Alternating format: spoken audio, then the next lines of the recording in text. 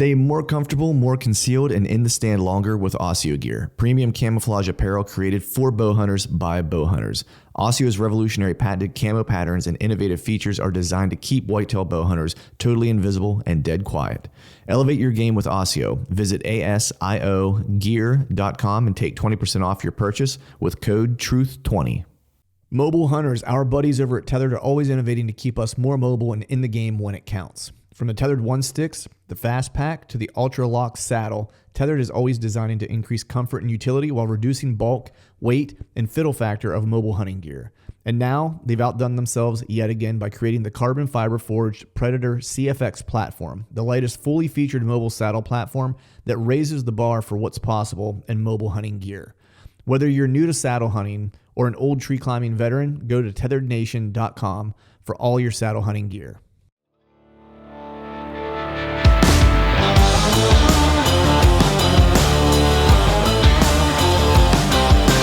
All right, folks, welcome back to another episode of the Truth from the Stand Deer Hunting Podcast. And today I have on, now Meredith, I'm going to butcher your last name here, but I'm going to try. I'm going to give it a whirl. All right, Meredith Powroznik. That's actually pretty good. That's pretty good. Powroznik. Okay. I was like, is it Powroznik or Prosnik? I was like, I'm going to go Pow. I'm going to give it a little, I'm going to put the emphasis on the wrong syllable there, you know? Like, some people call me Meredith. They like to emphasize the Pow, too. Yeah. Well, I mean, when you got those like explosive things in your name, you got to kind of lean into them a little bit, I think, you know? Yeah, I like the way you. Right. Awesome. So how you been? How's that? You're in Virginia, right? If I'm not mistaken. I am. I'm Virginia. I'm about an hour south of Richmond, Virginia. Mm-hmm. Okay. Nice. Not north of Richmond. Richmond north of Richmond, right? That was a very popular area. It's a very popular area in song these days. Yeah, it is. It's a good song. Yeah, exactly. Actually, pretty often, from what I understand, too. Oh yeah. So I'm seeing a lot of folks around here, and then so I'm in Pennsylvania. Mm-hmm. Everyone's kind of chomping at the bit for fall to hit. We're in September now, and I feel like people around here are turning the page a little too early. Like I'm seeing people already like it's time for pumpkin spice and things like that. On Facebook, like the last 5 days, I'm like, already? Are we already going there? Yeah, exactly. It's a little too much because I mean it was nice today. Don't get me wrong. I think it was like mid 70s, so it wasn't bad. But I imagine you are probably not feeling the mid 70s where you're at. I don't know what it was today. I mean, it was like low 80s. I mean, it felt pretty good. Definitely a lot cooler than it had been. That's for sure. You're starting to wake up in the morning and you're getting that crisp smell. And you're like, all right, smell deer season. It's coming in. I know. It's I can always when I take the dog out in the morning to feed him and stuff like that, I always kind of you get that little dewy kind of smell in the air, and it's just bad. It's a bad thing because then I get fired up and I know I got like some time to wait, and then I got to kind of try to reel myself back in a little bit, But the thing is like I'm never. It always feels like it comes up on me really, really quick, but it still feels like it's so far away all the time, but I'm never, ever ready. Like I'm always kind of last minute trying to figure stuff out. And I mean, I feel a little bit better about this year, but how about you? Do you feel good about the season almost being here or do you still have like a lot of stuff you got to do? I feel like even when I try to prepare early, like even in July when I start putting cameras out, I still feel like I'm behind by the time the season rolls around. And I don't know, I haven't totally keyed in on why that is. Mm-hmm. I feel like everybody always feels like that. Yeah. Endless, right? There's always more you could be doing. So maybe that's the reason. Yeah. You always feel like you could do more. I think that's part of it. I think one of the things I've done like the past couple years is I've stopped kind of like I've just kind of thrown it not to the wind entirely. Like I do my work, I do my scouting and hang cameras and stuff like that. But I've kind of gotten good with wherever I happen to be when the season gets here is as much as I was supposed to have done, Right. and then from there, I'm going to have to hunt and figure it out, and I think when I started kind of getting good with that, so last year, truthfully, was like the first year where, I had a bunch of family stuff going on last year, like in the postseason of 2023 leading into 2022 and leading into the 23 season. And so I didn't get a lot of scouting done that I wanted to get done. Just had a lot of travel for family stuff that I had to do. And I was probably the most ill prepared I've been in probably, I don't know, 10 years or something like that. And my buddy makes fun of me because he's like, you'll never have another season like this, because I hunted a total of 5 days and filled 2 tags in 2 different states. Oh my gosh. And that was it. I had 5 sits. How that works out, right?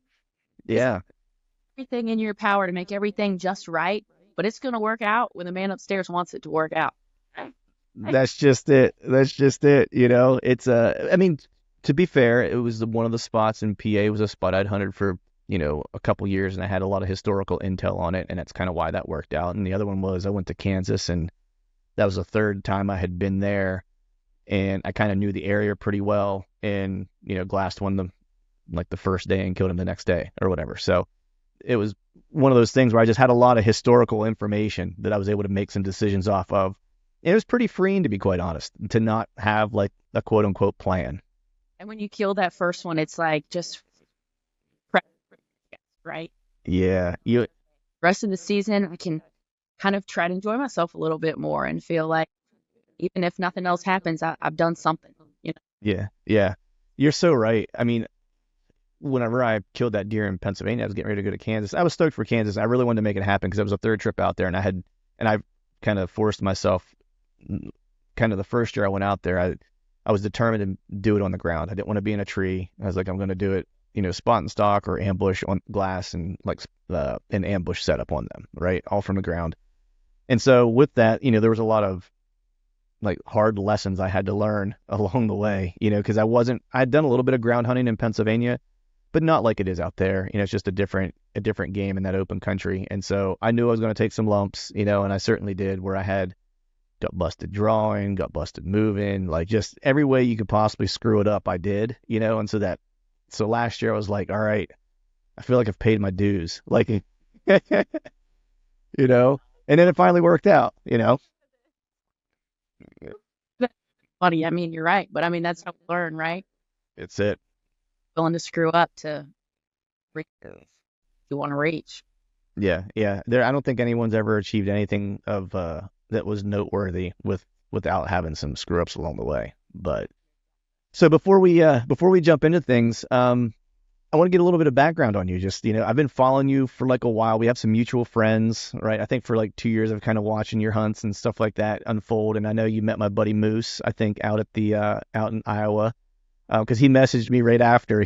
He was like, "Hey, are you having Meredith on soon?" And I was like, "Yeah." I was like, "I'm gonna have her on." And he's like, "She's a killer." And that was his response back to me. So, he was such a cool dude. He was one of my favorites. I was gonna ask you though, like, do you know how he got his nickname? Because he's so big. Okay. Yeah. So that's what I just assumed, but I wasn't sure.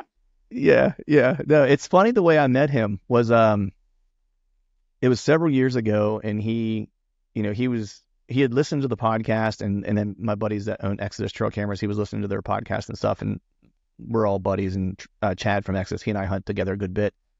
And there was this place in Ohio that Chad and I had been hunting, you know, the previous couple of years, and there's really big deer in that area.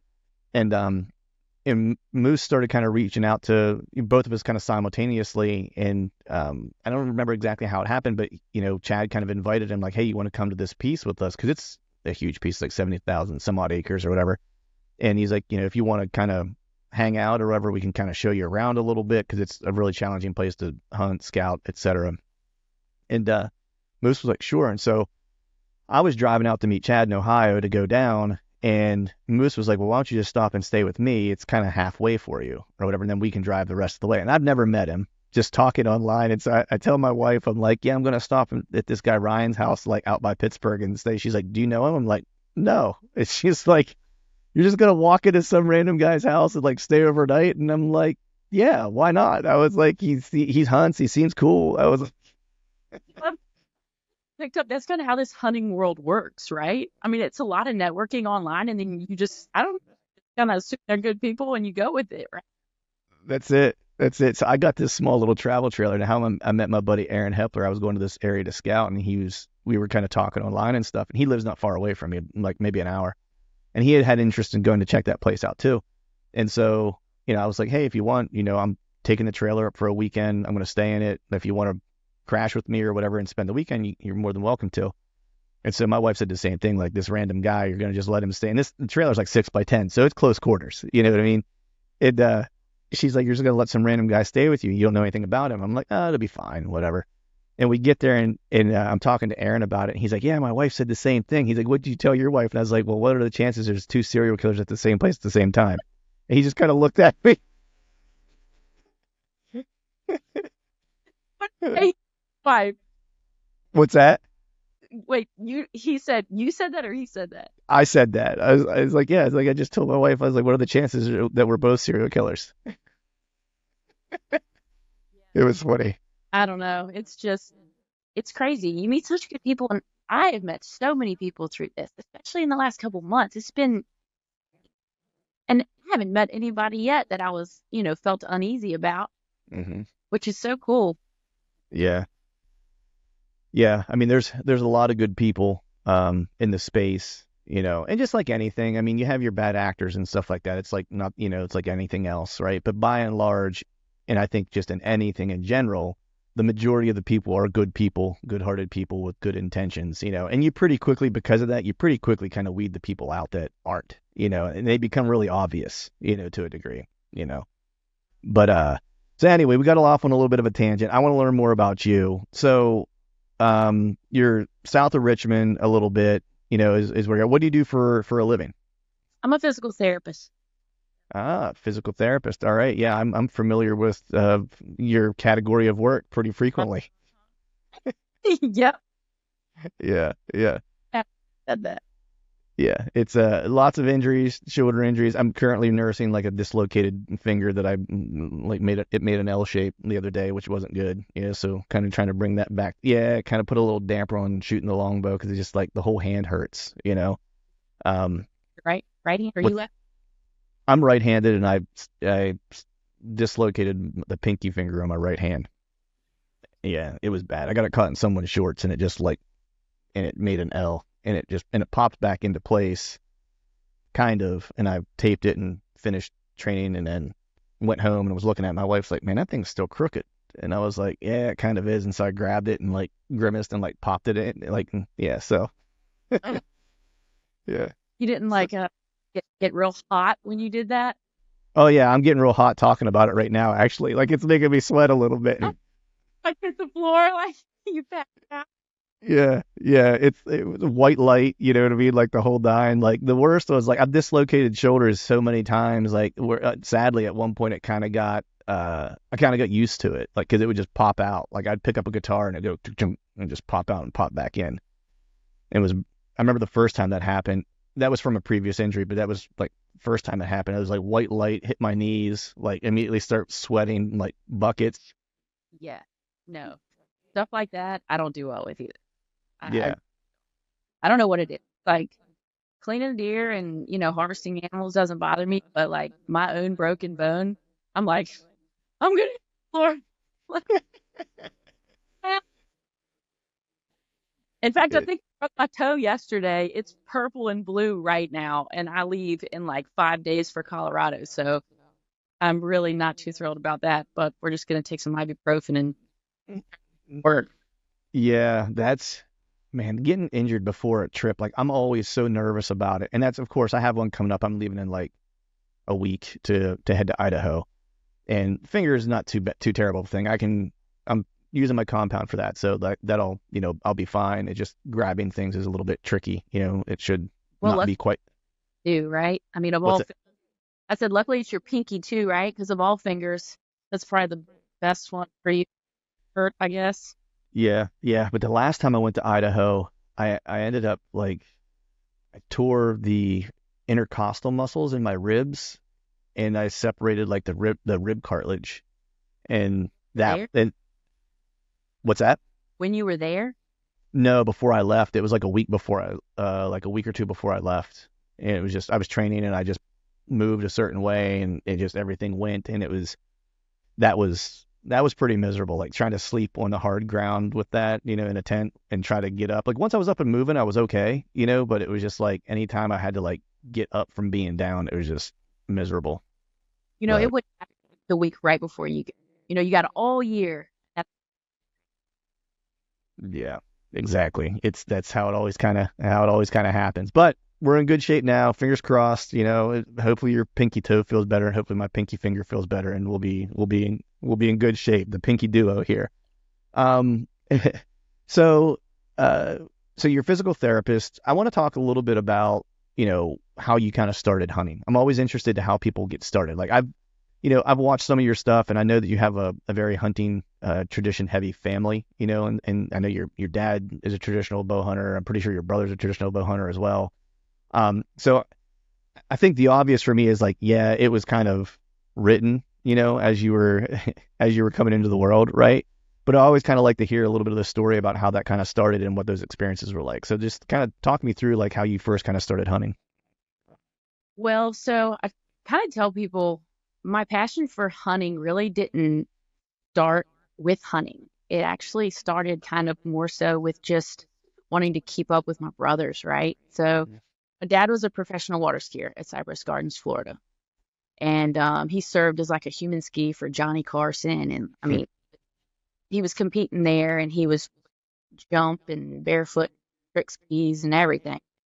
He ended up blowing his knee out, so that ended his career, and he started hang gliding for Disney World.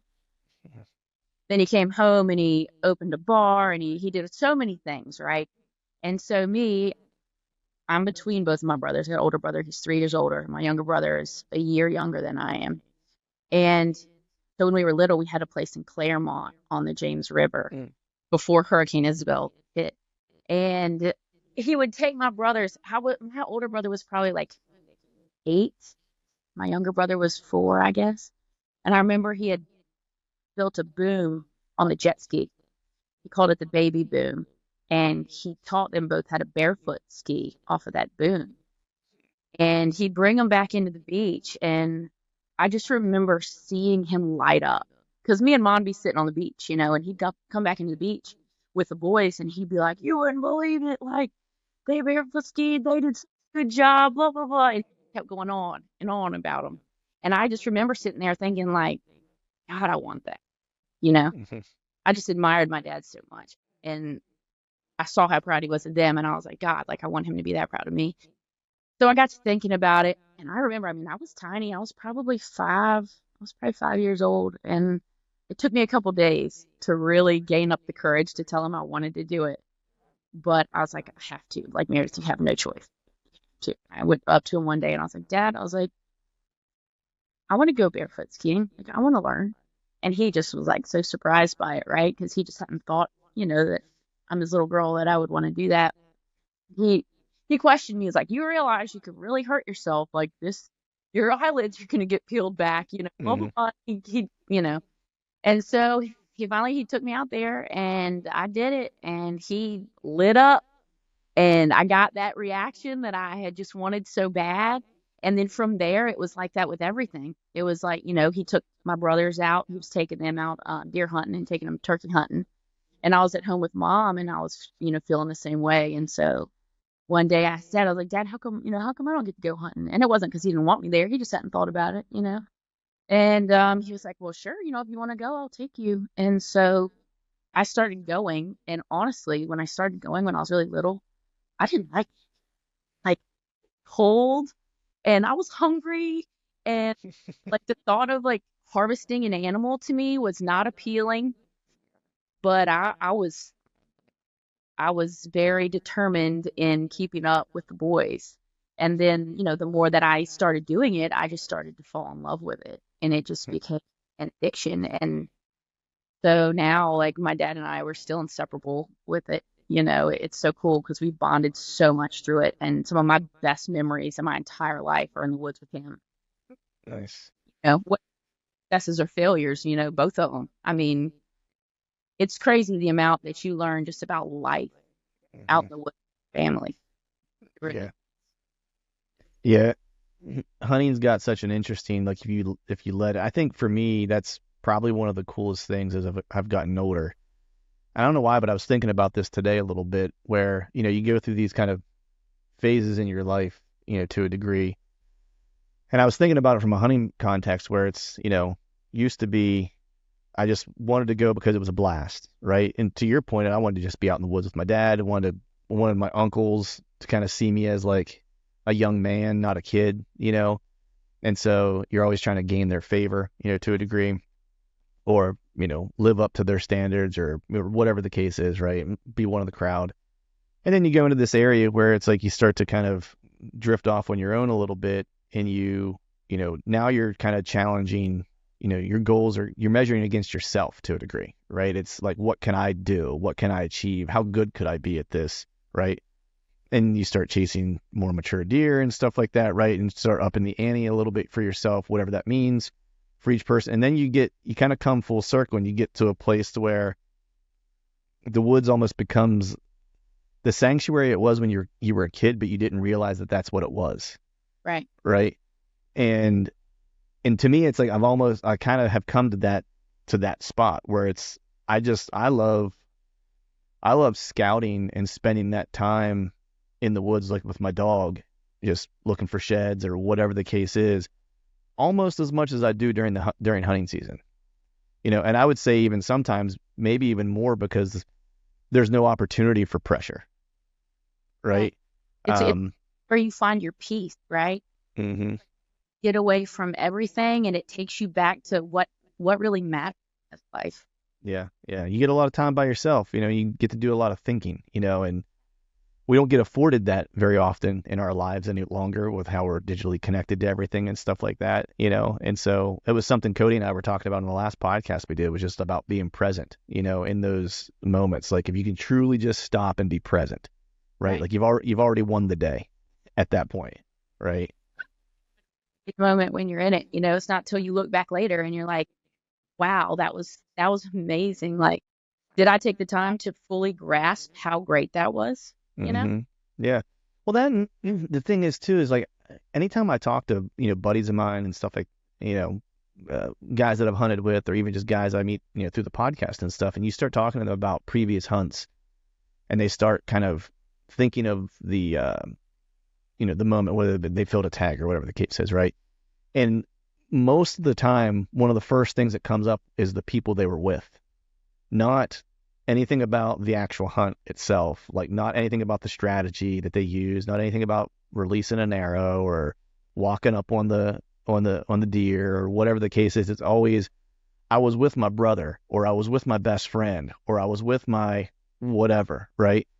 And that's usually the way it always kind of starts, and I got that question last year. Was they were asking me about, how often I think about the hunt that I had in Kansas. And I said, I was like, pretty often. I was like, because it was just a cool experience. I was like, but the thing that would surprise you maybe is that it's not the part of the hunt that you would probably think I would think of. I was like, I actually think of the guys that drove an hour to help me out, that were a couple buddies were in a same unit, but like an hour south of me. And I texted them when it happened. They said, don't touch him. We want to come help him get him out.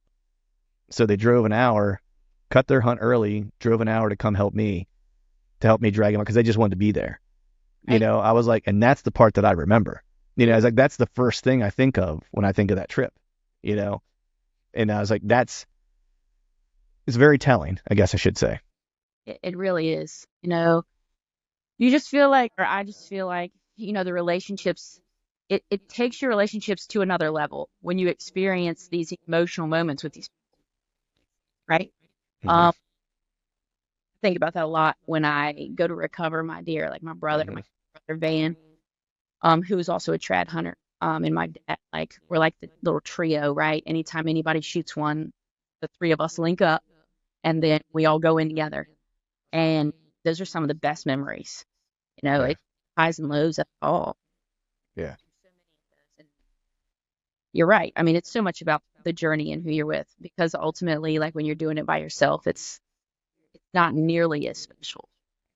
Yeah.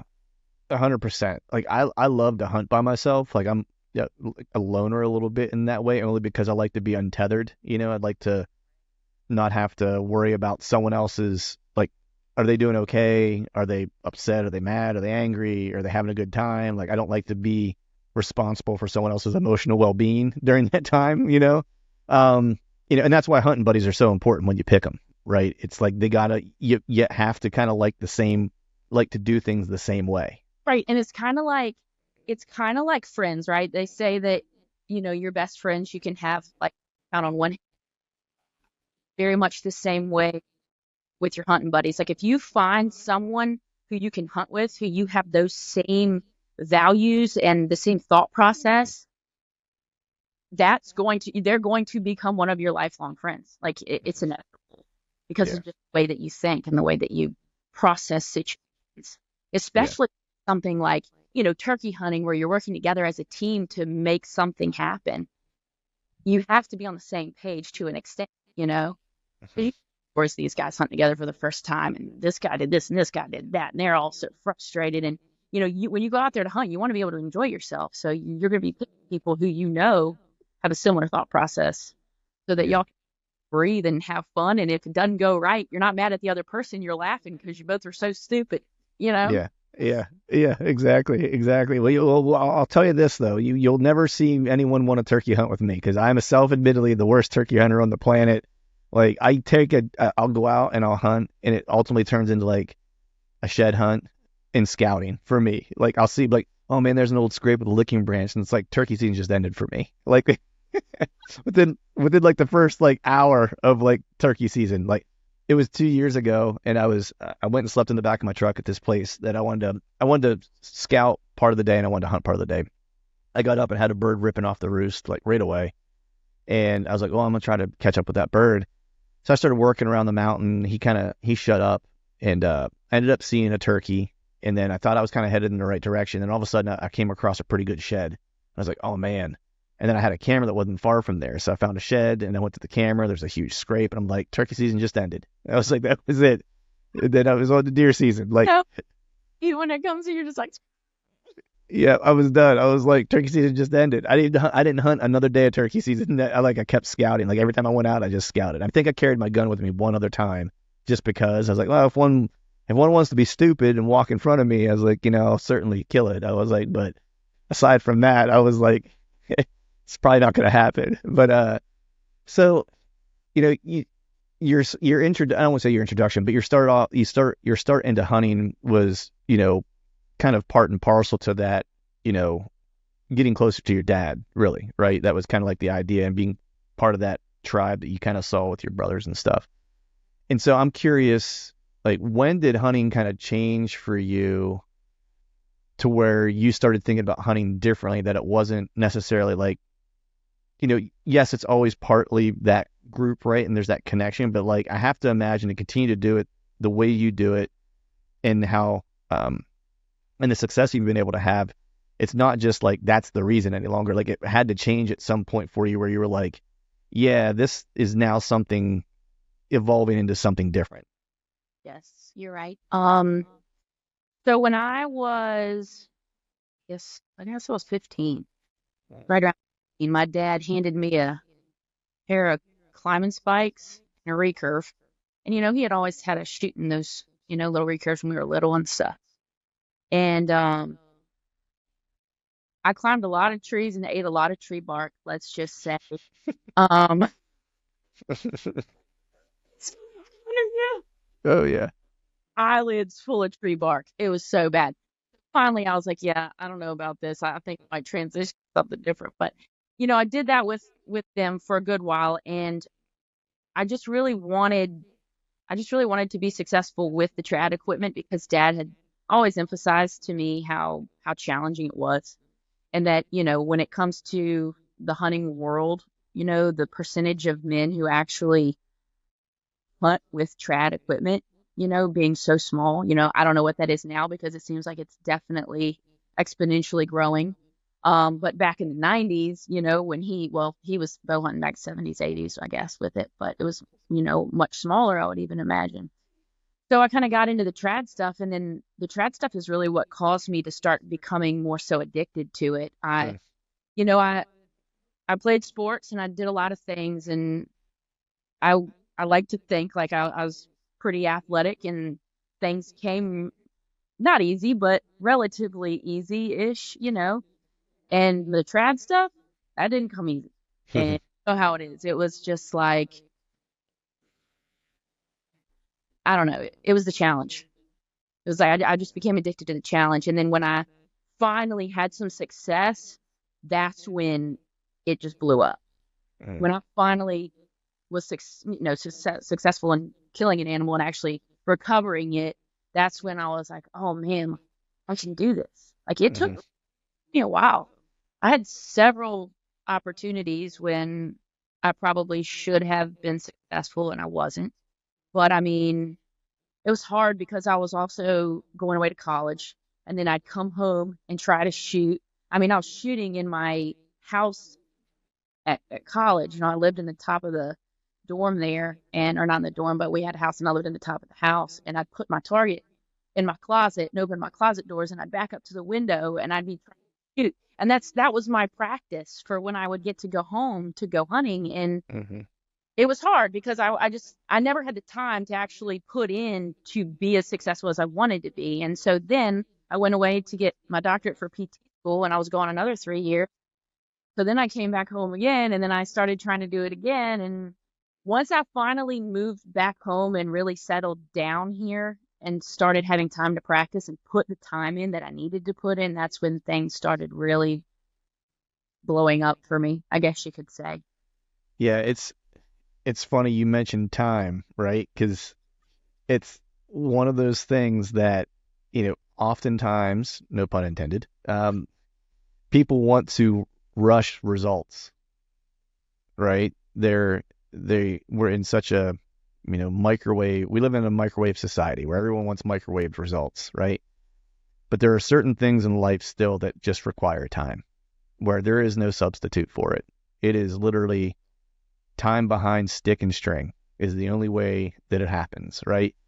And that's like for me, that's kind of been the interest, not 100% interest, but part of the interest for me is like I like to do things where, and I learned this about myself, and Cody and I talked about it, where I like to do things where there's no possibility of mastery, and that's part of my interest of moving to a traditional bow is because it's a dark mistress.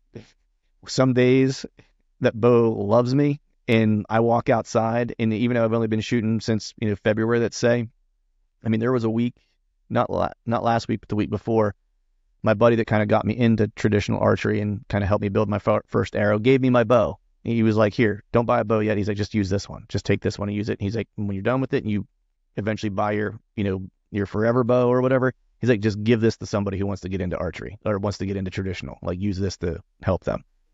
And so I was sending him texts and I'm like, dude, I don't know what it is, but I was like, I can't miss. I was like, every yardage I go to, it's like I don't use a rangefinder or anything. I was like, anywhere I walk to, whatever angle, I was like, I'm just putting the arrow right where I want it to go. I was like, the shot breaks and it feels great like every time.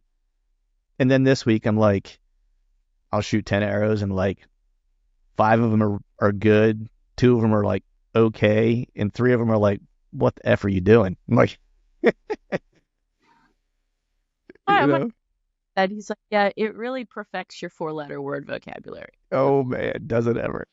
Frustrating. I mean, I went out there today and I was like, all right, I'm going to shoot 12 arrows. And 10 of them were exactly what I wanted. And then one of them ended up in the dirt somehow. And I was, are you kidding me? Like, that was the worst. And it's so much, representative of where your head is. Really. The second you lose focus and stop thinking about the task at hand, or you have just a glance of doubt, like I might shoot left, or, oh, this doesn't feel right. The second you hesitate, it just blows up. It's funny you say that because that week that I was shooting, so everyone's job is pretty stressful, but I'm in a very kind of stressful part of the year for my job, if you will. I'm a strategist and I do like brand planning and strategy planning for businesses or whatever. And so they do a lot of their planning now to get ready for Q4 because they got to have all their finances kind of buttoned up for Q4. So they got to know what they're going to spend on for the year, essentially, right? And so I've just been getting killed since like the end of May, essentially. And so that week I shot really well was the first week probably since May to where I didn't have deliverables breathing down my throat, to where I actually had like a normal work week where it's like I did some work, I was able to eat lunch like a normal person, like, you know what I mean, like the usual stuff. And I would go out and shoot like during lunch, which is oftentimes what I do because I work from home. So it's like I'll just run outside, let the dog out to go to the bathroom, I'll shoot 5 or 6 arrows and come back in, whatever. And I was shooting all week like that, and it was just, I didn't have a lot of stress, and I was just dialed in, you know.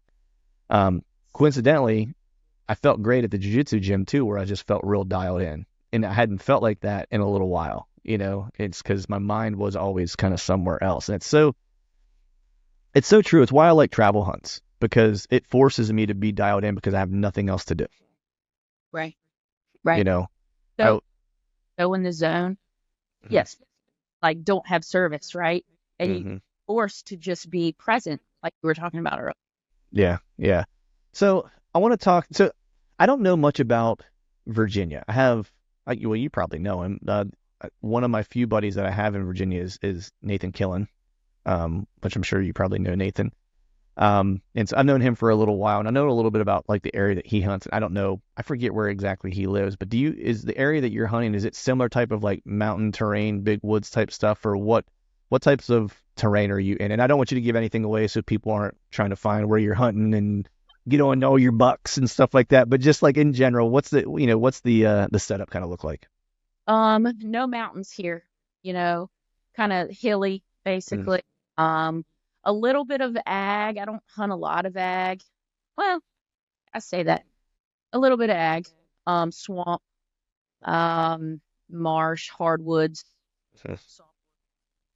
Really, it's kind Yeah. of Yeah, I like the swampy stuff. There's a handful of places. So I hunt an area that's very mountainous, but it's weird because you're already kind of at the top of the mountain, so to speak, right? And so you either get like super flat in what I kind of refer to as mountaintop swamps, because you're already on top of the mountain, so it's just low-lying areas on top of the mountain that are holding water and stuff. Or you have like super sheer, like just steep, like drop-offs and stuff like that. And I kind of like the swamps. I've always had the philosophy, like from the moment I kind of became friends with Dan Enfalt, was, big bucks like wet feet, and I've kind of always kind of thought that. And so does it kind of hold true in Virginia? Is that like, if you're being dropped off in the middle of nowhere and you have in Virginia somewhere close to where you live, and you have some hills, but you got like a big swamp somewhere, are you kind of beelining it to the swamp? I wouldn't say beelining, but I'm definitely taking a mental note there. Yeah. And in Virginia too, they dog hunt here, right?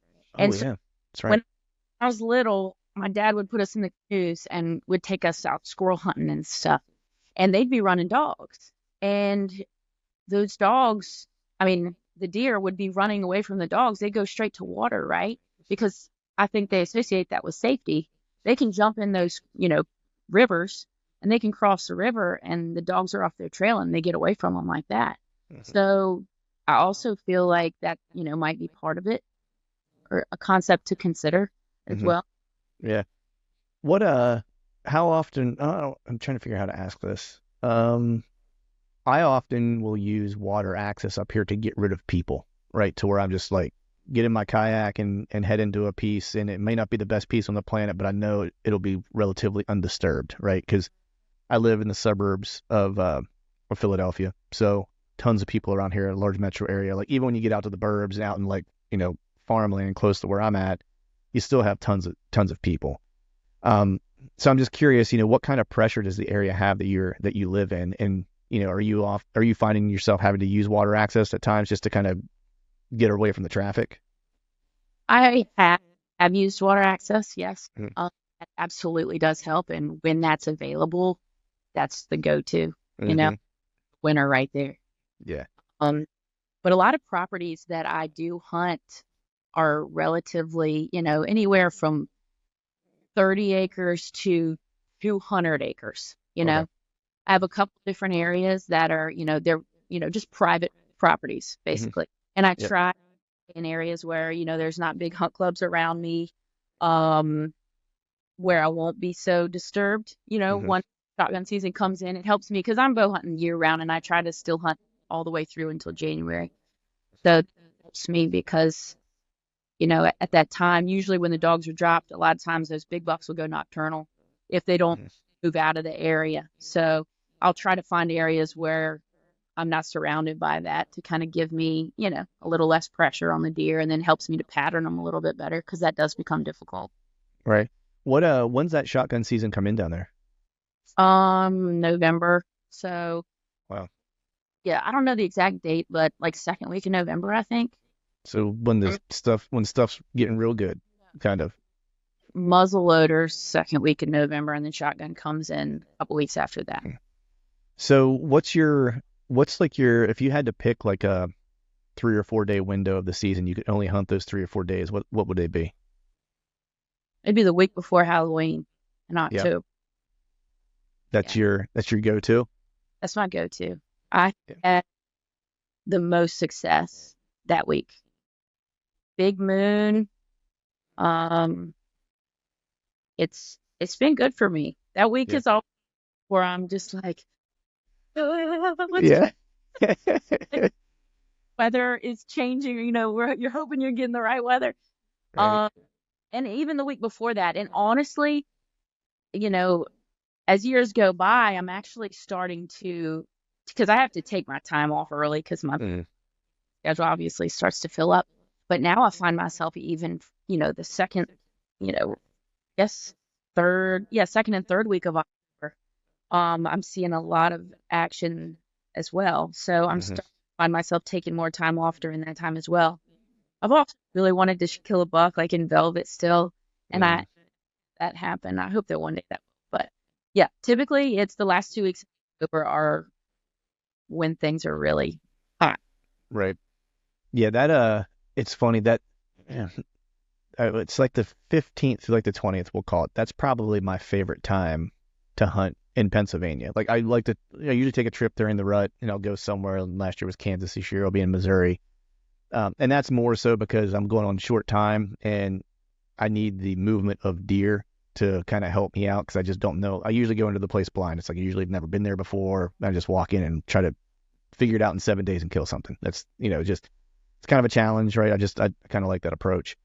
Um, but when I know some stuff about a place, it's like I really like that kind of 15th to the 20th, and I've run a lot of trail cameras. My buddy owns a trail camera company, so he's obviously run a ton of trail cameras, and we've always kind of talked about just when we see big deer make their first mistake annually, and it's usually around that like 15th to 18th kind of time frame, to a degree. So much so that the spot I killed that buck in Pennsylvania last year, I had an encounter with a buck 2 years prior, all on the same date on the 16th of October, 2 years in a row, and then I killed one last year in that same spot on the 16th of October. So that's just a spot there where it's like I've used historical trail camera data over multiple years, knowing that the place likes to pop off like around that time. But what I ended up seeing too was like a fawn drop early the one year to confirm. I thought there was an early doe in there, and I saw the fawn drop, and I was able to backdate the fawn to where she was bred that week, the 15th of the 20th. So that was the other kind of like icing on the cake. Was like I just saw like a bunch of activity around the scrape, and I was like, man, there's got to be a hot doe in here. And then like 2 years later, I saw the fawn drop, and I was like, bingo. So that place will turn on every year like that, and that's just like one of those places. I've just kind of fallen in love with that time frame because usually people aren't in the woods at that time. They're like, it's the week before I'm going to take my time off, like you, right? It's Yep. like, and so people aren't in the woods, Yeah. you know.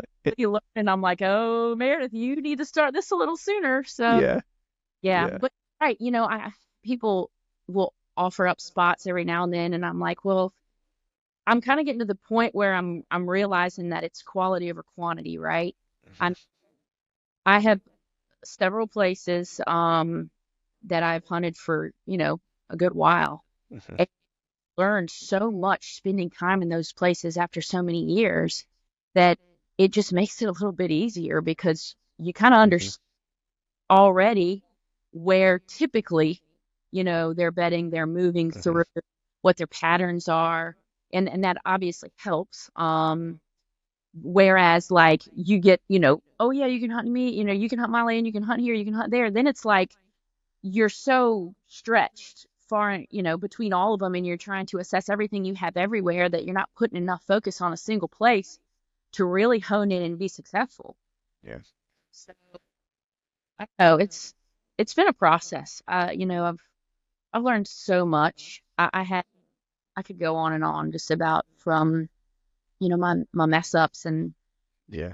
the ways that I screwed up to figure out what I know now. You know what I mean? But Yeah. gotta go through that, and that's what makes you better. And so it's exciting. It's fun. I've really enjoyed it. Yeah. The talking about being stretched thin, like that's a real thing, and I've been burnt by that multiple times. Same, where, I'll be really interested in this spot or really interested in this spot, and I kind of start jumping around where and I'm all for being mobile and trying to figure out my stretched thin usually is like, I'll go to Idaho and then I'll hunt Pennsylvania and then I'll go to Kansas. And then I really never spent enough time at any one place to Right. to What's going on everywhere. yeah, I'm literally giving myself like 7 days in every place to try to kill something. You know what I mean? As opposed to like really spending time and understanding what is happening this year. Because I have historical information, but it's like, what is happening this year in this spot, right? Because it could be slightly different. You know what I mean? And you just need to be in it to know it. And Love them, but they definitely don't give you all the information, right? I mean, yeah, it's crazy how many times that you sit a spot and like, I don't know, last year, for example, the deer I killed last year, I was sitting in a tree stand that we had hung up just like permanent stand, one of our hang-on beginning of the year, and we keep it up there and potentially move it if things change. But I hadn't been seeing deer on that camera, and I was like, you know what, the wind is right. That's really my only opportunity to sit right now, and so that's where I'm going to sit. And I got a bunch of information from sitting there that I never would have gotten off of my trail camera because I wasn't getting any pictures. And that's how I was figuring out how to make the move on him, Mhm. So there's enough eyes. It's hard. You got to, like they say, put your feet on the ground and figure it out. Yeah, that's so important. And I think sometimes people kind of lose sight of it a little bit, right? Until you kind of see it come to fruition. Because I think a lot of times people will, I'm guilty of this myself. You go check trail cameras and there'll be a deer maybe you're looking for, or maybe there's a couple deer that you're in an area, right? And maybe you're a person who doesn't hunt a specific deer. Maybe you like opportunity, right? Maybe you want to hunt an area. It's like, hey, I know I got 3 good deer in here and I'd be happy to kill any of them. One of those situations. And maybe they're not showing up. And so you kind of start to devalue that spot. And it's like, how often are they actually skirting your camera and still in there? Because it only tells you a small little sliver of what's happening. And that's where that boots on the ground, maybe do an observation, maybe hunt it once, you know what I mean, to try to see, like, are they in here? Hunt it on the days, like, with the intel that you have, right? They like this wind, they like this travel pattern, right? It's like, I'm going to sit it and see if I see one of them, right? And it's so invaluable. And I think I've kind of come to learn, I don't know how I'd be curious to see what you think of this, but I've become way more, I won't say reliant, but I used to not be so concerned with not seeing the deer, like, until like I needed to kill it. And past couple years, I've kind of changed my mind to where it's like, if I see him one time live, then I'm going to kill him. I just need to see him I just need to see what he's going to do one time, and then I'll kill him, And I used to not be a big believer in that. And I used to talk to my buddy Jared about that, because he was always about visual. Like, he always had a visual on a deer before he would kill it. And I was always like, man, first sit. Like, I don't know, man. Like, I'm always more like the ambush, like, element of surprise. But now, all this past couple years, I'm kind of like the idea of having a visual. Like, I feel like when I do get that deer is going to die. Do you feel similarly? Do you like to have a visual, or are you not so concerned with that? Well, I feel like in terms of my shooting skills, I like not knowing what's coming because it's less I have. I feel like I'm successful when it happens fast. Right. But I don't know. I mean, are you kind of speaking in terms of like, seeing the deer and picking that deer and feeling that much more gratification and knowing that that's the deer you wanted, that you were hunting, that you were. No, it's more of like, it's more that if I can see his behavior one time, then I feel like then I really know him, and then I'll kill him. Then I know I can kill him. Right. Because I feel like until I do that, I'm still making a lot of guesses about how he acts, how comfortable he may or may not be. Confirm that what he's doing what I think that he's doing, or he's spending time where I think he's spending time, aside from just trail camera intel. Like, if I can get that in a visual, like, one time, and I might see him from 50 yards, 60 yards, 70, 80 yards away, whatever the case is. The deer in Kansas last year, 0.8 of a mile. Saw him do something, and I was like, he's going to do it tomorrow. I'll kill him there. And that's how it worked out, And so I kind of became a believer of, like, getting that intel from the deer, like, in that moment. And then knowing that like he's a creature of habit, right? At different times of season, his habits are, are slightly different, but they're all, if you know what's driving them during those times of years, and you can make a pretty good guess about what he's doing or what he's going to do. And Right. then I feel like if I can see him do whatever he's going to do that time of year one time, then I feel like then he's had it. I don't think I have that confidence yet. I think that, I mean, I don't know. I think if I saw a deer one time and watched his patterns, I would definitely sit there and I would analyze it like crazy, but I don't think I'd feel confident in myself at this point to feel like I knew that that was going to be a dead deer. Mm-hmm. I'm learning, and I think that's kind of part of becoming more mobile, right? And this mobile aspect for me is it's a relatively newer thing. And so I think the more that I work on this and listen to, all these guys around me and put myself in that situation, I think I'll start to gain that confidence. I hope I'll start to gain that confidence. But I don't think I've been mobile enough to feel that good about it at this point. Yeah. Okay. Yeah, that makes sense. I mean, it definitely is one of those things. Like I think once you do that, you're going to be like, oh man, you know what I Right? mean? It's gonna be like, oh, why haven't I been doing this for 10 years? You know what I mean? I think it's one of those things. I mean, it took me forever. It's like I've been, playing the mobile game for a while, but it wasn't until like the past couple of years where it worked out, where I just, and it wasn't even confidence. It was more of just, well, what I've been doing, what I did, was doing doesn't work as often as I would like it to work. Right. So what do I got to lose? Was more the mindset.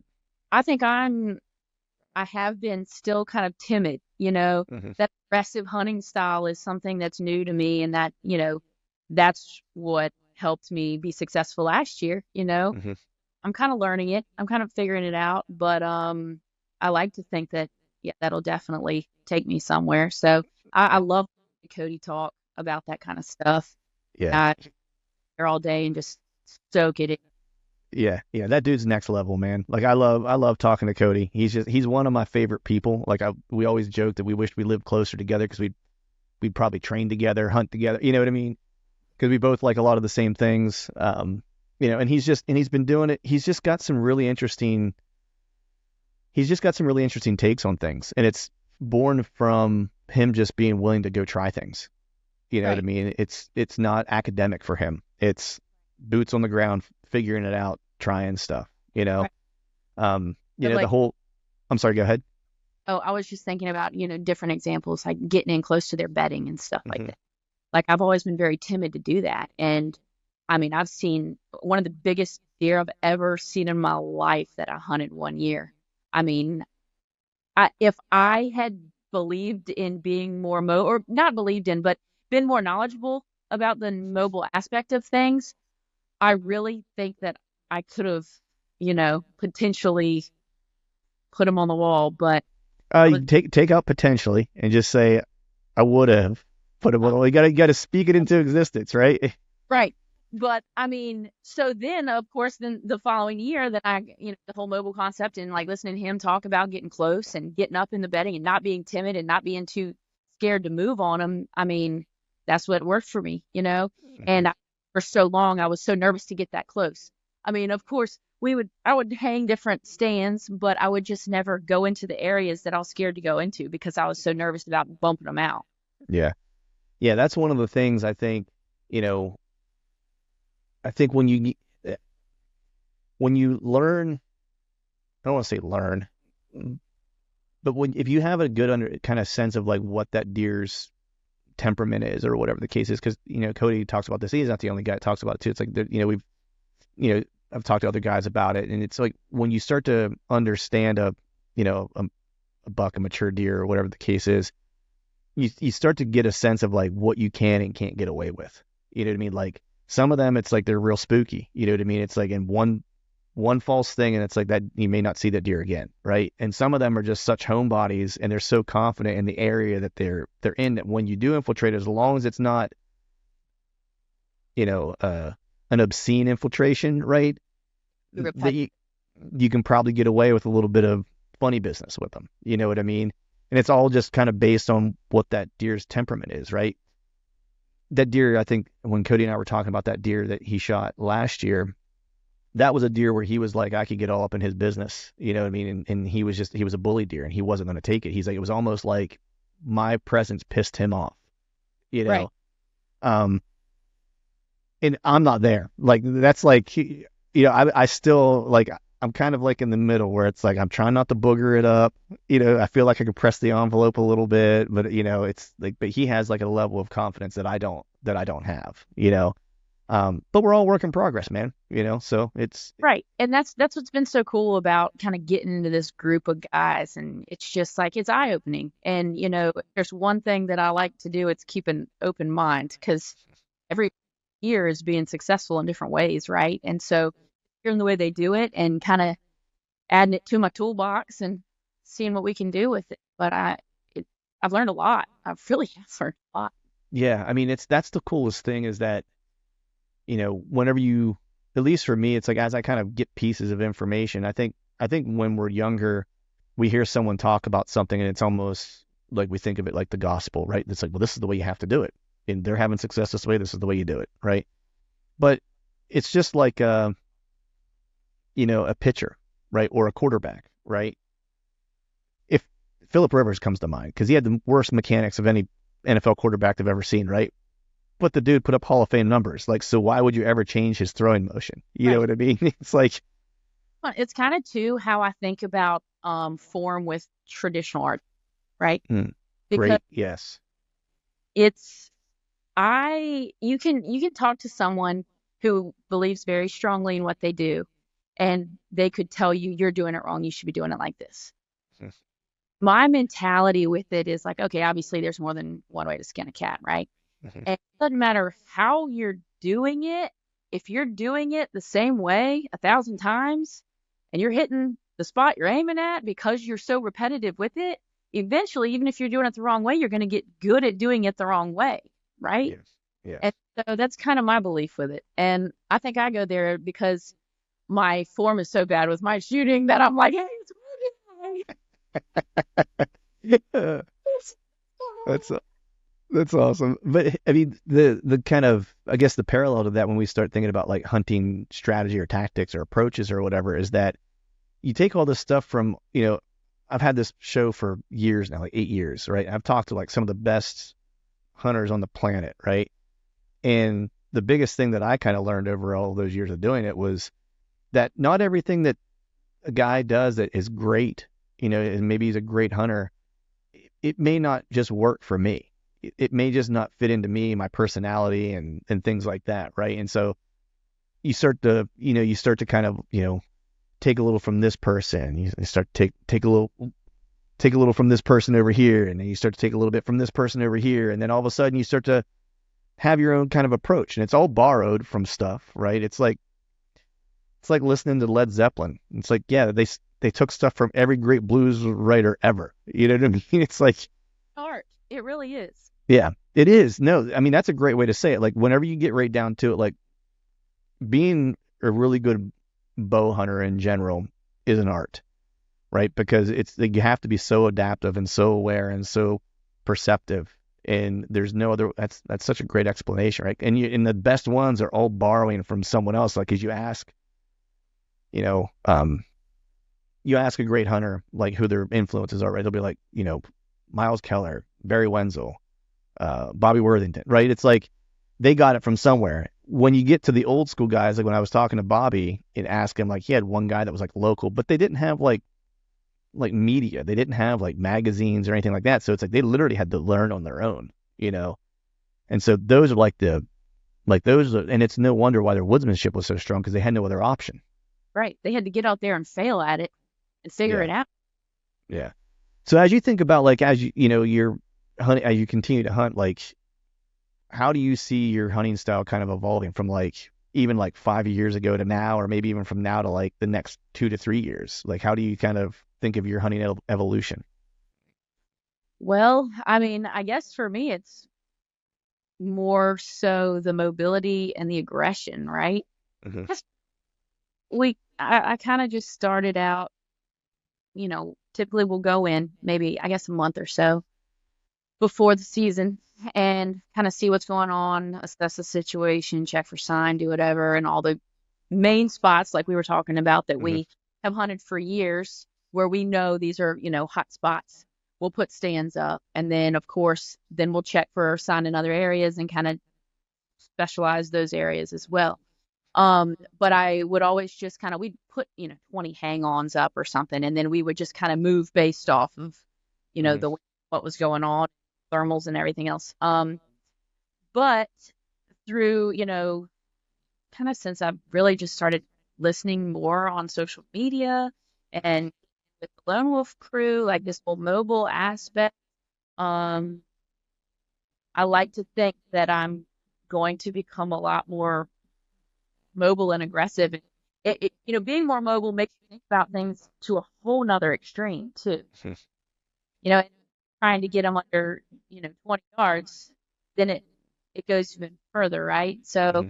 I'm just hoping to continue to grow and evolve in that area. Like, and I would like to eventually get to the point where, I feel like I know he's bedding here, he's moving through here. I know where he's going to be, when he's going to be there, which, I mean, ultimately, we don't know. No. Yeah. We don't. But I would like to feel like I have, and I do. I mean, I've had some good, I've done good work to this Yeah. point. I feel like I've had some success. So I don't feel like I'm clueless, but I feel like we talked about earlier, there's always so much room to grow. And I guess when you surround yourself with a group of guys like these guys, it's like, dang, like I got Yeah. to learn. Well, that's the best way to say it, right? Is there because like you've done like you're legit. You know what I mean? Like you've killed some good deer, right? You've done it with a trad bow. Like there's no two ways about it. The big change is kind of, you know, it's when you get into a room with guys like the Codys, like the Andre, like his dad, uh, I'm forgetting his name now, from Idaho. Good Lord, forget his name. Buddy of mine, Mountain Man, his handle on Instagram. Nathan Killens, like those guys, where it's like, I look at those guys, I'm like, they are what I aspire to be. You know what I Yeah. mean? And so when you look at them, you're like, yeah, I've got work to do still, right? Even if you've done some cool stuff, you know what I mean? But the cool thing is when you talk about them, they all have guys that they look at and go like, this is what I'm aspiring to, right? And that's what's cool about the community. Everyone's like, here, join us. Here, take my hand. I'll help you out. Let me show you what I know, Right. and you're willing to help you get there. When you find good ones, like we said earlier, like there's some folks maybe that won't, right? And that happens in every walk of life. But by and large, like this group of folks, it's like they're interested to see your success, and that's one of the coolest things.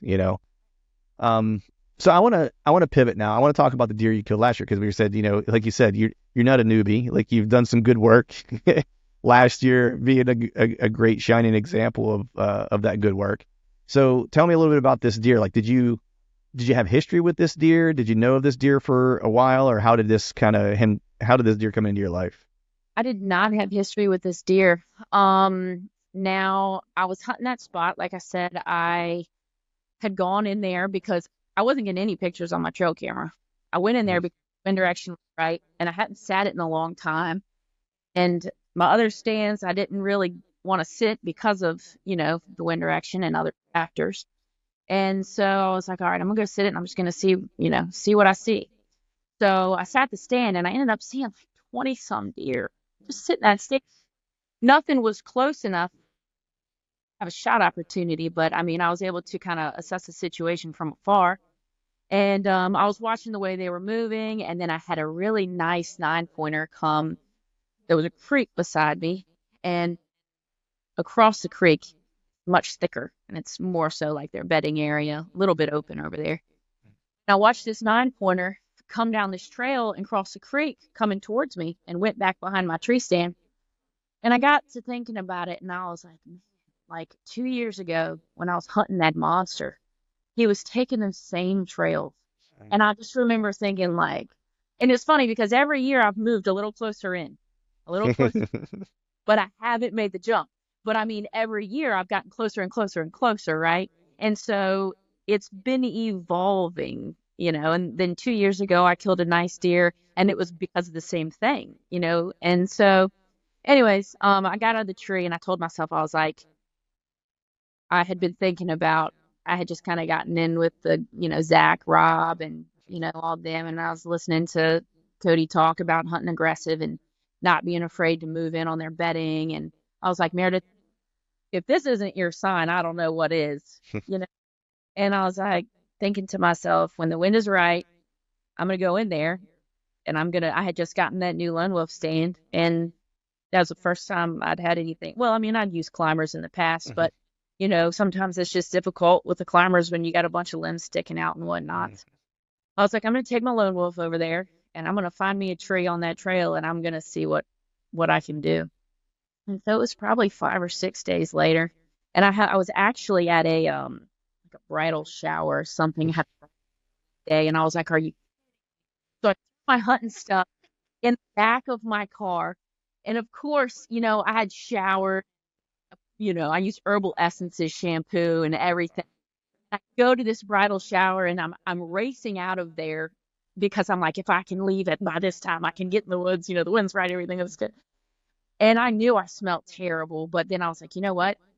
If the wind's right, like just got to go for it. Yep. And so I put my boots on, I cross the creek, and as soon as I cross the creek, a doe jumps up at my feet, takes off. And I'm like, Meredith, this was a stupid idea. No, what? You screwed it up and you haven't even found your tree yet, And then I was like, nope, I'm committed. So I moved in, I found the tree. I had a trail to my left and to my right connected in front of me at about, I don't know, 12 steps or so. And creek was to my left. And I was standing because the bedding was so close behind me. I hold my bow. I don't know how people hang their bows. Like, that gives me anxiety. I just have to have it because I'm like, I don't know what's going to happen. Like, I want it in my hand. You know what I mean? Mm-hmm. So I was standing the whole time because I was like, there's no way I'm going to be able to stand up if he comes out from behind me. And it was 83 degrees. I remember by the time I got up in that stand, I was like dripping, soaking wet. And I was thinking still, I was like, I don't know why I'm deciding to do this. I can't remember the date of it, but I think it was the weekend before Halloween weekend. Oh, well, okay. Once again, a big moon. It was pressure was low, wind was right. And I was standing there and I heard something, and I'd been taking my camera because I'd been trying to get, just some footage, because that's not something I've really made a priority of mine up to the point. Because I've been so nervous that it's gonna mess me up, that it's gonna like distract me from what I'm trying to do, that I've kind of stayed away from it. But I was like, last year I was like, I'm gonna get some footage, and I took that camera every single hunt, and that was the one day that I got it. Yeah. I was like, it happens like that, right? Yep. But anyway, so I was standing up and I heard something to my left, and I turned around, and dang if I didn't see it. He was beautiful. It wasn't the one that I was hoping for, but it was better. So, oh man, Mary, that was the same trail. That's what those big bucks had been using for years, and I was just so nervous to move in because I was so afraid I'd mess it up. And so finally, when I got the just F it mentality, I'm gonna go for it. It all came together, that's awesome. So he was coming towards me, and I didn't know which direction he was going to go, if he was going to go left or right, because like I said, that trail split. And it didn't split until like 10 feet in front of me. So once he got about 10 foot in front of me, when he started going to my right, I was having to like move. I was hoping he'd go to my left so I wouldn't have to move. But I was trying to find a neutral position so that whichever way he decided to go, I could hopefully turn in time. And I was hunting a lot lower than I normally hunt. Typically, I don't know, 11 or 12 feet, right? But I was about 8 foot up. And I had a little bit of cover underneath my feet, but I still just felt like oddly exposed. Kind of that vulnerable feeling. So I wasn't really all that sure what I was going to get away with. And so I was kind of hesitant. And so as he was walking, he went to my right. I was turning and turning and turning. And then he walked between two bushes down there. And I did like half draw just to see like if he was going to see me because I just felt like he was going to see me. And Right. he was moving quick. And so I kind of did a quick little snapshot right at the end. And I hit him a little further back than I wanted to. I think I got the back of the lung and then through the liver and out the intestines. Mhm. But I knew in the moment when I shot him, I knew I was like, if I respond the right way at this point forward, I can recover this animal. Like it's a dead deer. I just got to not screw it up. Right. That Yeah. good. Yeah. Because that recovery process, I feel like is what a lot of guys miss. Oh man, that's like, it's one of the parts that people don't ever talk about and don't pay attention to, and probably is the second most critical part of the entire hunt, aside from letting the arrow go. Right. Like, Cody and I talked about that a little bit too, just as far as like really, and that goes back to the presence thing, right? Of watching that deer do whatever he does whenever he's shot, and paying attention to how he responds will tell you a lot about how he was hit. You know what I mean? And gives you a game plan for what you're going to do afterwards. Yeah. So many things, the sound of the hit, where he goes. So many people get excited and then they look away from the spot and then they don't listen to, once he goes out of sight, what do you hear? There's so many details that I feel like, I mean, I did it when I was younger too. Like you don't think, yes, I made a nice shot, and you're like celebrating and you're not thinking about the present and what's actually happening. And that's important information, that you could easily miss. So, and I learned that the hard way a couple years ago. So Yeah. Yeah. We all learned that lesson at some point. I think too, it reminds me of when you're shooting too. A lot of times, the one thing that the traditional bow has done for me is actually made me a much better shooter. Like even when I pick up a compound, because I'm taking the compound to Idaho with me, because I have to consciously watch my arrow hit the spot when I'm shooting a longbow, right? Where it's like with the compound, I'd sometimes get lazy, and not watch it all the way through, and now it's like from shooting a longbow so much this off season, it's like, man, I'm so much of a better compound shooter now because I watch the arrow hit the spot every time I release it. Like the bow doesn't come down until like I see the arrow land. right. It's like you become that much more cognizant of the details. Yes.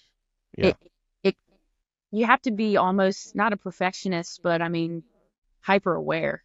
Yeah. Really. You got to be vigilant about it, because any little thing is that's off is, with a compound, maybe you're off a half inch or maybe an inch or whatever. I feel like with a longbow, it's like if you're not vigilant about the details, it's not an inch, it's like 5 that you're off. It's like the difference between killing the deer and then wounding it, and losing it entirely, So when you hit this deer, like, what are you thinking? Like, what's going through your mind? Like, you're thinking, okay, if I do things right, this is a dead deer. Like, how'd the recovery play out? I tend to give my deer like a lot of time if I can. Like I try really hard. If there's not a lot of coyotes in the area and I feel comfortable with leaving them overnight, even if I think it's a good shot, I try to force myself to leave it overnight. 12 hours is like my go-to with a good shot, because I had a really nice buck that I shot in 2015 that, we gave it an hour because I was so confident. I just knew, I was like, I hit him where I was aiming. I mean, 9 inches of arrow was in him because we found the other half of the arrow. I mean, there's blood everywhere, all over the trees. It's pouring out of his nose. Like, I just, and heck on, if we didn't end up looking for that deer, I think I added it up. It was somewhere between like 23 and 26 hours in total, because we early and we jumped him and heard him thrashing through the swamp. And that was the first time I'd ever shot an animal and had it jump when I was trying to recover it. And that was the biggest buck that I've shot to date. And that was a sickening feeling. Yeah. And we went back the next day, looked for it, couldn't find it. And the next day after that, same thing. And I had pretty much given up. And a couple days later, my dad was like, hey, like, do you want to just go look for buzzards? And I was like, I didn't want to. I was tired. I was burnt out. I was so frustrated. But I just remember thinking to myself, Meredith, if you don't do this, you might regret it later. And so I made myself go. I said, all right, fine, whatever, let's go. And daggone if he didn't see a buzzard. And how we ended up finding Wow. that. Wow. I feel like a lot of deer that are killed that aren't found simply because people just get tired of looking, and it sucks. But that's kind of something that I learned through that experience. If I shoot something, you can be, rest assured that I'm going to put in the time to try to find that deer. Yeah. But that's why I try so hard now. Like, even if I put a good shot on something, if I can give it 12 hours, that's what I'm doing. So with him, we called up my brother, of course, and Get the then crew together, get the posse. and we went out to get pizza and beer. We had to have a little beer because I needed that beer, whether I was successful or not successful. It would have Right. been. Um, and then of course I didn't sleep that night, Yeah. right? You Right. know. And the next morning I met them there early, and I was feeling pretty good. I didn't think it was going to be a long recovery, but we ended up losing blood about, I don't know, it was probably 40 yards. Found the whole arrow. So what happened was he had pulled the arrow out of his other side and his intestines plugged the exit hole. So he wasn't bleeding, and he was bleeding internally. And so we started searching and searching and searching, and it had been like 45 minutes, and my brother's like, dude, I'm sorry, but I gotta go to work. And I was like, all right, thank you for helping. So he took off, and I had taken that day off of work, and I was like, I'm gonna be here till dark. Like, I'm gonna be looking all day. And I got to thinking about it, and I was like, all right, where should I go look next? Because I'd covered a lot of open ground. And I was thinking, all right, let's find the thickest area we can find that's next to water. And so I just started walking the creek, and daggone, that is where he was. And That's so I awesome. called my brother up, and I was like, well, I sent him a picture right away. Right. And he called me up. He said, okay, I'm turning around. You had to go to work, whatever you had to walk through all the thick stuff, but now that you found it, I think I can take off some time from work. So I was screaming for Dad, and of course helped him over the creek, and he came out, and he's, and we sat there and basked in that moment for a little bit, and it was fun. My brother and I, we always hook up to it and haul it out together, and that's like a core memory of ours, right? Right. It's a good time. Yeah, that's awesome. I love those days where you have some time, because a lot of times I've, shot deer that were, late in the evening or whatever the case was, where I was gonna have to recover it at night or had to look at night or whatever the case is. Like I don't shoot a lot of deer in the morning typically. And last year that buck I shot October 16th, I shot him at like 7:15 in the morning and working a scrape. And I just remember shooting that deer and was stoked. I don't film very often either. And the reason being is because every year I make a commitment. I'm like, I'm filming this year. I'm going to film everything. And it makes it on like 2 hunts. And I'm like, screw this thing. I'm not taking it anymore. And I had I'm sorry, go ahead. Like, it's like you think about all the extra stuff you got to carry and the extra time it takes to get it set up. So I'm going to work on that this year, but continue. I like you. Yeah. So but the reason why I stopped, I used to carry it all the time, and then it messed me up on a big deer in Iowa one year where I made a bad shot because I screwed it up. I'm not trying to absolve myself of making a bad shot, but I was trying to move the camera real quick, and when I did, like he moved, and I was like, oh shit, I got to get the shot, like I got to shoot him now. And so I moved the camera real quick and then drew real quick, and I had to just get it off as fast as I could. I had way more time than I thought I did. It was one of those things where I rushed it. I probably had 5 more seconds to like settle in and make a good shot. Shot right under him and never killed that deer. Ended up killing a different deer a couple days later. But after that, I was like, man, F this camera. I was like, I'm not taking it with me anymore. But it always makes it back in. So last year, I didn't have a ton of hunts last year. And so it was still with me. I had it in the tree with me that day. And so I'm filming him, like making the scrape, like filming him. I'm like well, this is great. He walks like 10 yards. I got the camera on him, and he gets behind this bush. I was like, all right, I'm going to shoot him. And I'm just waiting for him to turn his head so I can get drunk. So I was kind of like in the middle of, I was kind of naked in that spot. It was like there wasn't anything in front of me. He just had to get behind a big greenbrier patch, and that was it. And so I was like, well, once he turns his head a little bit, then I can, get drawn. And so he does, and I draw, and you can see the deer, and then I draw, and one of the bags on my saddle hits the camera arm and moves it out of the way, and I shoot him. It's not on camera at all. You do get him running back past the scrape into the timber, which was kind of a nice, happy accident because I was able to mark exactly where he went, like, and could see where he went in. But I heard him crash. He only went like 40 yards and fell over, so it wasn't like a big recovery or anything like that. But that was the closest I've come to actually getting one on film. Like, was that? And it was like, it was all there, but like the last like 3 seconds or the last 5 seconds of it. Oh my gosh. Oh, that's kind of funny though. I mean, I'm sure it stung a little, but it is kind of funny. I still watch. I didn't do anything with it because I was like, oh, the shot's not there. I was like, the footage is, I'm not a great cameraman, like, to be honest with you, but I've gone back and watched it a couple times, like, just for fun. Like, oh, that was a fun hunt, go back and kind of relive it. And that's kind of what I like it for. Now, I am going to probably take a camera again this year, but I'm slightly different rig. I'm actually just going to use my phone instead of a camera this year. So I'll be more inclined to maybe do it every hunt if it's just something I automatically have on me. So we'll see. I say that every year though, but by hunt 3 it'll be gone. But whatever. Yeah, exactly.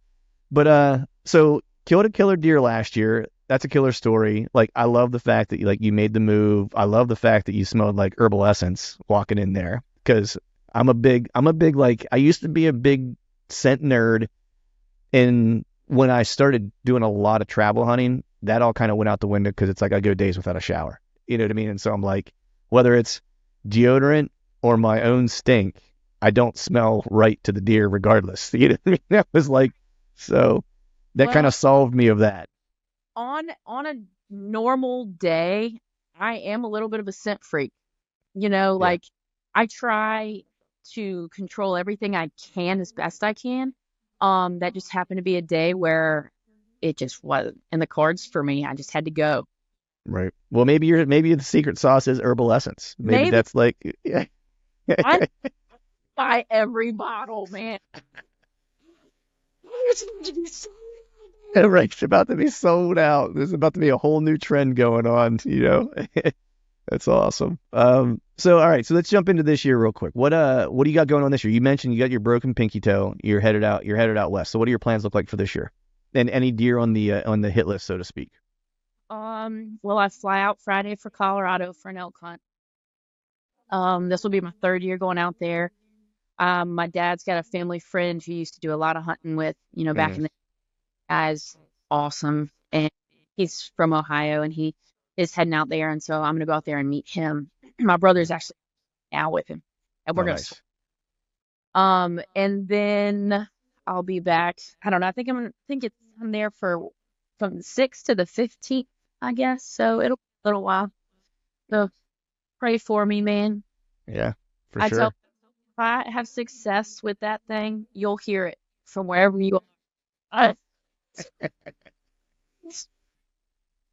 I don't know. I'm excited. I'm nervous. I'm all the feelings. You know how it goes. Yeah, that's the best part, man. It's like, if you could just bottle that up and sell it, it'd be awesome.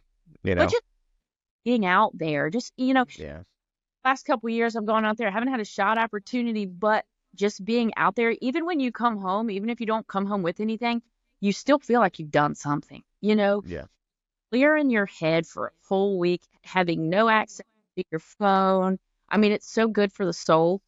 And crazy. I think, I don't know, last year I was there for 6 days maybe, and we did, 60 plus miles. I mean, you're so tired. You've been sleeping on the ground. Like, it's just, I feel like everybody should experience it because it's very humbling. It is. It is. Like, you get a real good sense of how small you are when you're in places like that, for sure. It's not in either way. You know what I mean? Yep. Awesome. Well, go ahead. I said, just being able to go do something in a different state in itself is always fun. Yeah, exactly. I always say, man, when you get to see new country, and hunt new country, it makes you better no matter where you go. You just start to see things a little bit differently, maybe a little bit more observant. Everything just kind of goes into your database, for future recall. Absolutely. So, what? As for whitetails, I've got one that I've got my eye on. All right. But I told my dad, I was like, Dad, if you happen to see him and he comes by you, you better shoot him. Yeah. Right. Nice. So hopefully one of us will get him. I don't know. We're gonna do our best. And he's with the bachelor group right now, so I'm hoping to stick around. I don't even know if he's gonna stick around, but at this point I think it's looking good. Nice. We'll find out. That's awesome. Well, I look forward to hearing that primal scream while I'm in Idaho. I'll be listening across the Rockies for you. You might hear one echoing back toward you if I kill one, and then hopefully one of you guys get a crack at that deer that you guys have your eye on. That'd be awesome. Either one. But regardless, you have an open invite to come back here anytime you want. Enjoyed our conversation. Look forward to your success this year and everything you have going on. But before I let you get out of here, let people know where they can follow along with you and kind of follow along with your season. Keep up with you. I have an Instagram. It's Meredith_Powroznik, and the spelling of that, you want me to put that out there? My last, a little hard to spell. MEREDITH_POWROZNIK. And I have a Facebook as well, but that's all I really have social media wise. But yeah, feel free to reach out. And I look forward to hearing about your future with your trad bow. Yes, okay. Well, I might have to hit you up for some pointers, but yeah, it's coming. It's coming. Well, hey, it's persistence, right? I mean, that's right.